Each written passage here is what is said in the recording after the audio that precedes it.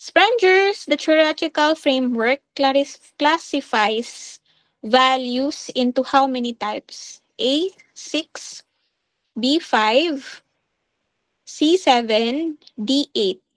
Answer is A. So he identified six major types of values. Individuals with a strong theoretical value are primarily interested in pursuit of truth and knowledge. Those with economic value naman, orientation prioritize practical, ano, mga practical na tao, useful and efficiency. Okay? Aesthetic person. Mahilig magpaganda. And high value on beauty. Social person.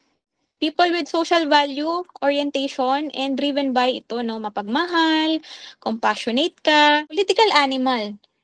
The political value type is characterized by interest. No? Yung moral value mo will more on your interest, power, influence, and leadership.